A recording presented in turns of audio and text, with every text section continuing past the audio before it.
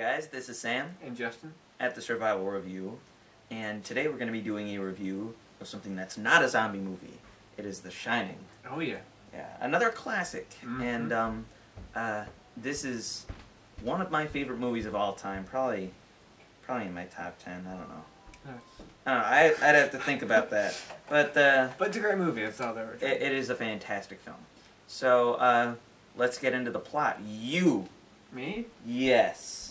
Alright, so the plot has Jack Nicholson playing this guy named Jack, but ooh, creative. Jack Torrance, and he's going to overlook this hotel, which is called the Overlook Hotel, but he's gonna overlook this hotel. Creative. From November to like April or something like that. In that time span, because like the winters can be pretty crazy there, and they don't have them open during the winter. So Jack is this writer with his wife and kid, and they go to stay at this hotel, and slowly just crazy stuff starts to happen, and supernatural and just a lot of just crazy stuff. Yeah, supernatural stuff, and he's just kind of going crazy. That too. So that's. Yeah, and if anyone does crazy, Jack Nicholson is... Yeah. He's awesome. Oh, yeah. He's the best. If I ever try to act crazy, I try to model myself after Jack Nicholson in this film.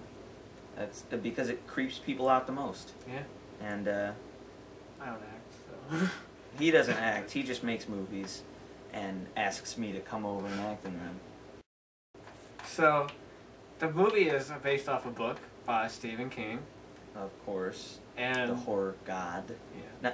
That totally sounded like I said horror god. It's horror. Okay. And okay. And it's directed by Stanley Kubrick. Yeah, it's a movie god. So yeah, a movie god and a horror god packed into a big.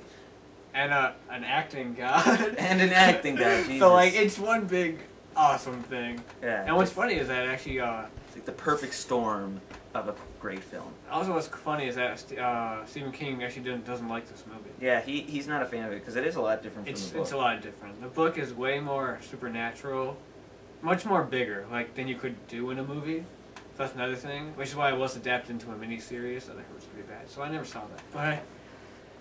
But like that's the thing that. Yeah. Yeah. Now there are just some classic lines in this movie. Everybody's heard. Here's Johnny. Yeah. There's always people quoting that, and just the classic poster image of him looking through the door that he used the axe to break through. Iconic. And just some iconic scenes. The blood coming out of the the blood coming out of the elevator. The elevators. It's insane. That must have been a lot of blood. Yeah. We wish we could have that much blood. If only. Yeah. But we were lucky to get a gallon. But anyway, the best part is actually that's the trailer. It is. Yeah, I watched the trailer. It's just you just see the doors, the elevator, and you just see like the words like, oh, Stanley Kubrick presents The Shining. Like after that, the blood just comes in. That's the trailer. Cool. That's it. That's the same. The twin girls at the end of the hall. Now, one thing I always think of when I watch The Shining is the somewhat parody of The Shining done in The Simpsons Treehouse of Horror. I watched that one recently. Where Willie is the groundskeeper, and he's similar to the groundskeeper from the actual movie, The Shining. Yes, The Shitting. The Shitting. You want to get sued? Yeah. So, one thing I noticed in this movie is actually there's a lot of great camera movement. The camera moves a lot in this movie, probably more than like any other like Kubrick film. Yeah. But like the camera's always like moving in shots, and it's like really great fluent moving. Like there's the whole scene of the little boy riding in the little bike, as the camera just like moves with. That's just an awesome shot, especially when he first sees the twin girls. He just turns to the corner and all of a sudden they're there. And those two girls will give you nightmares. I don't care how old you are, you will get nightmares. Yeah, but that's a lie. That's a lie. He's a liar. Don't trust this man. Whatever you say. And but there's a lot of great moments in the movie. Just the whole story, how Jack Nicholson just slowly goes crazy. It's insane. And he's scary when he's crazy. Oh yeah. I would not want to be in a room with him. I'd like to talk to him. No, as the character. You would? Alright. Looks like an interesting guy. Yeah, but I'd just be freaked out. I'd put all, like, sharp objects away first. Or, the great scene where the wife goes to look at all the stuff he's been writing. Mm-hmm. And it's all just... It's just one phrase. All work, no play makes Jack a dull boy. And it's like every page is... All work and no play make Jack a dull boy. Yeah. All that typing he wonder how long it took to type for like the filmmakers, but that seems just creepy.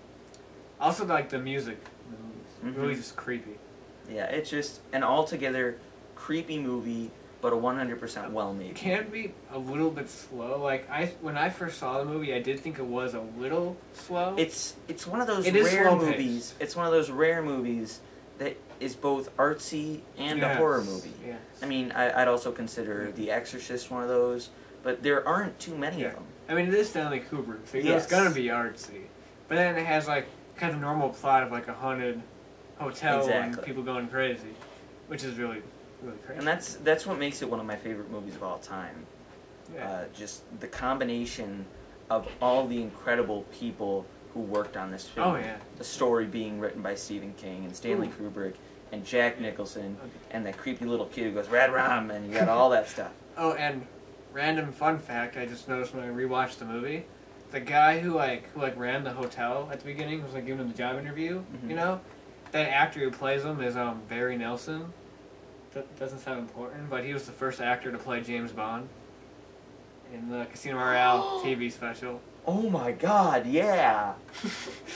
Interesting thing. I bet anybody was just like, "What?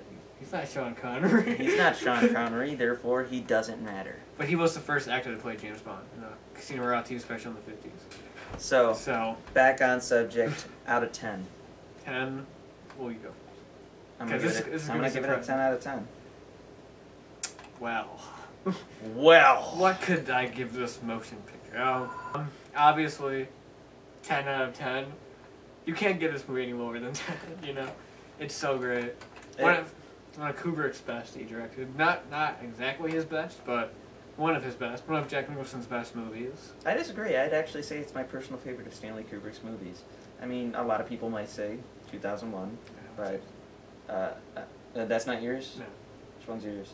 Dr. Strangelove. Oh. Go with that one. I still do prefer Shining. Oh, okay. Dr. Strangelove, hands down, one of the best movies of all time, but... I have to go with that one. Yeah. But it's hard to. He's done so many. Just like Jack Nicholson, it's hard to. So The Shining. Great film to watch during Halloween.